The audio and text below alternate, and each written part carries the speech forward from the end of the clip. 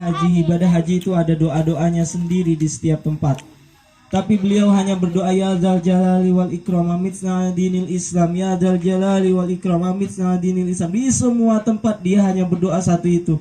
Sehingga ditegur oleh seorang pemuda atau seorang ulama yang lainnya, menegurnya, kenapa engkau membaca hanya doa satu doa itu, padahal di tempat-tempat ini memiliki doa yang masing-masing. Wahai saudaraku, ketahuilah aku pernah melihat dua orang pemuda yang istiqomah selama 25 tahun mengumandangkan azan secara bergantian. Dua orang saudara, kakak beradik. Namun aku melihat kematiannya di depanku sendiri. Saat dia dibimbing bersyahadat, dia menolak, tidak mau bersyahadat, dan justru berkata bahwa Yesus adalah Tuhan Allah, Tuhan. Dia mati dalam keadaan su'ul khotimah.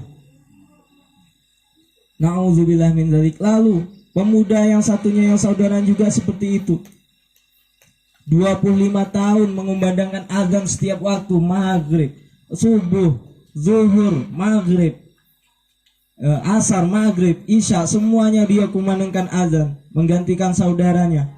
Ternyata ketika mati pun dia sulit mengumandangkan kata yang asyhadu alla ilaha illallah yang tiap 5 waktu dia baca. Dia kumandangkan kepada seluruh manusia untuk mengajak sholat. Dia kehilangan imannya di akhir hidupnya. Telisik demi telisik, ternyata dia melakukan kesalahan yang sangat fatal, yang mungkin sering kita lakukan di zaman yang serba modern ini.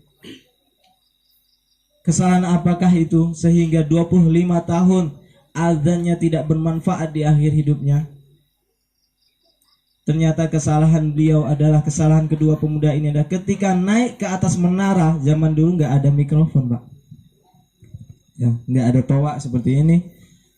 Nggak ada mikrofon. Naik azannya ke atas menara untuk memberitahu orang.